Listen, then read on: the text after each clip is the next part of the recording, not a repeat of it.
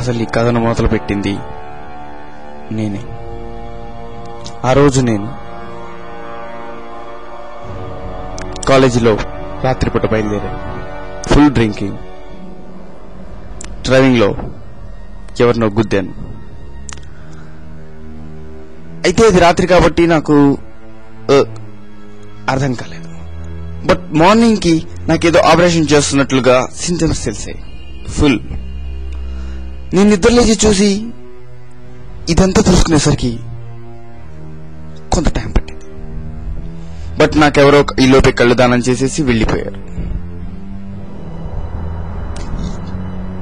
ఎవరు దానం చేశారో ఇంతవరకు కూడా మిస్టరీ తేలలేదు. ఇప్పుడే తేలబోతుంది.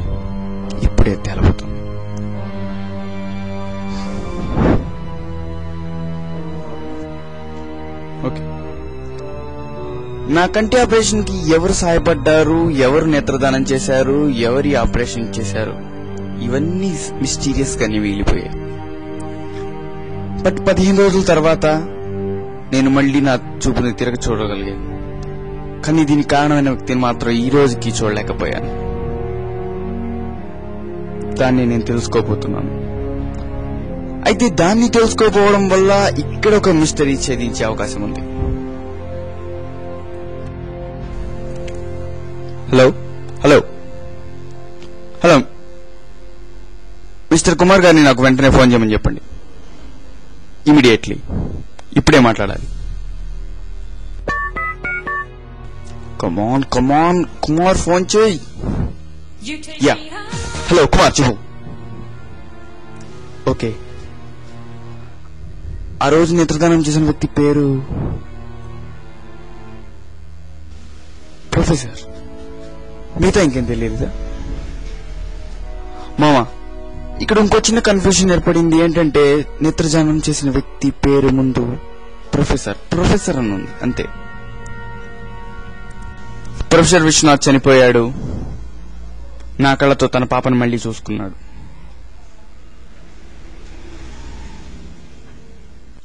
నేను ఎవరికైనా కళ్ళు ఇస్తే నిన్ను గుర్తుపడతాయా? అవసరం లేదు మా. అన్ని విషయాలు అందరికీ గుర్తుండాలని, అన్ని విషయాలు అందరూ జీవితాంతం గుర్తుపెట్టుకోవాలన్న రూల్ ఎక్కడా లేదు.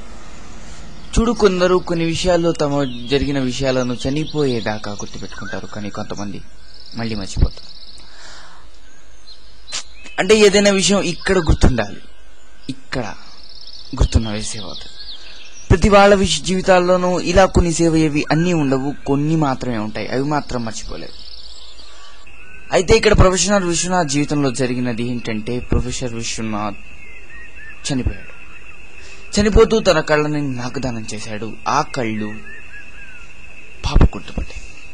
అంటే ఇక్కడ ఒక స్ట్రేంజ్ థింగ్ ఏంటంటే, కళ్ళు కూడా మనిషిలాగే తన జ్ఞానాన్ని గుర్తుపెట్టుకోగలుగుతున్నాయి. ఇక్కడ ఎలా అయితే మనం గుర్తుపెట్టుకుంటామో మన కళ్ళు కూడా అలాగే గుర్తుపెట్టు. కాకపోతే ఇక్కడ ఇంకో స్ట్రేంజ్ థింగ్ ఏంటంటే, పాప కూడా ది సేమ్ టైం పాప కూడా నన్ను గుర్తుపట్టి, అంటే ఆర్యన్గా ఉన్న నా శరీరాన్ని కాదు, చనిపోయిన ప్రొఫెషనల్ విశ్వనాథ్ కళ్ళను మాత్రమే గుర్తుపట్టింది. శరీరం ఆర్యన్ది, కళ్ళు మాత్రం విశ్వనాథ్.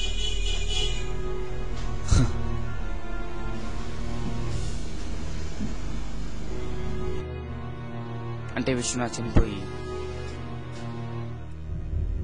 ఈ ఆర్యన్ శరీరంలో కళలు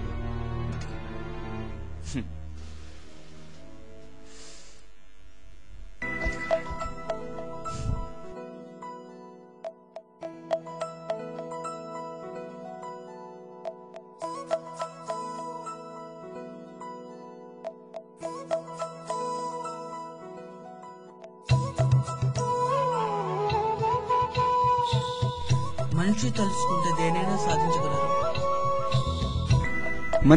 మనిషి ఆశావాది మామ, ఆశావాది.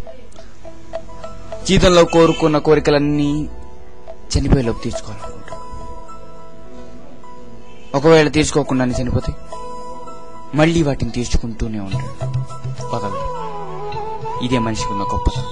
అయితే ఇక్కడ జరిగిన కథలో విశ్వనాథ్, ఆర్యన్ వీళ్ళిద్దరే మామ. నేను ఈ కళ్ళు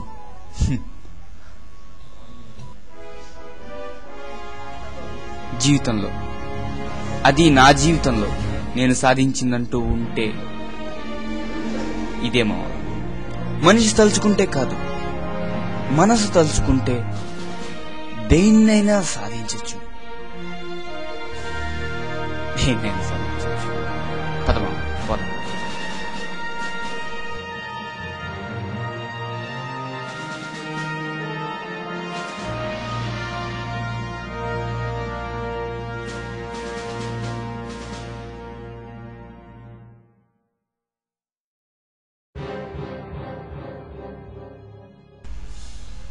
వన్ మినిట్ లోపల బుక్.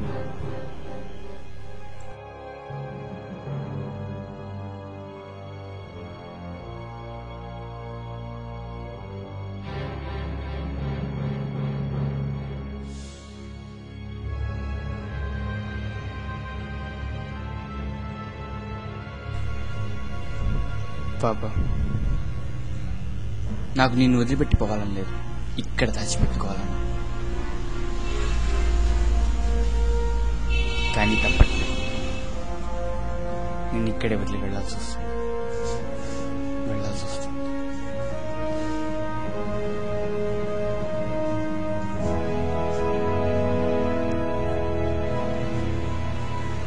నా శరీరం వెళ్ళిపోవాలని కోరుకున్నా, నా ఆత్మ మాత్రం ఎందుకో ఈ ప్రదేశాన్ని వదిలిపెట్టు కావట్లేదు. ఎవరో నన్ను వెనక్కి నుంచి పిలుస్తున్నట్టుంది.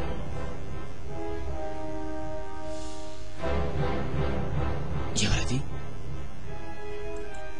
అల్లుడు అల్లుడు అల్లుడు అల్లుడు అల్లుడు అల్లుడు. మనిషి ఒక దీపాన్ని వెలిగించుకొని దాని చుట్టూ ఉన్న వెలుతురిని చూస్తూ ఈ ప్రపంచం అంతా నాకు అర్థమైపోయింది, ఈ ప్రపంచంలో అన్ని విషయాలు నేను తెలుసుకున్నాను అని సంతోషపడుతూ ఉంటాడు. కానీ తెలియని విషయం ఏమిటంటే ఆ వెలుతురు తరువాత అనంతమైన చీకటి ఉంది. ఆ చీకటిలో ఏముంది తెలుసుకోలేడు. ఆ చీకటిలో ఎన్నో శక్తులు, ఎన్నో కథలు, ఎన్నో ఆలోచనలు. అది మన మెదడులోనే ఉంది, మన కళలోనే ఉంది. విజ్ఞాన శాస్త్రం ఏం చెప్తోందంటే మనిషి ప్రపంచంలో అత్యున్నతమైన వాడిచే అన్నీ జరగబడతాయని. అలాంటప్పుడు ఇలాంటి ఒక కథ కూడా మన మధ్య ఉండడం వింతేమీ కాదు. నేటి అస్తమయం రేపటి వెలుగు కోసమే అన్నట్లు, నేటి మరణం రేపటి జననం కోసమేనని తెలుసుకోండి. మీ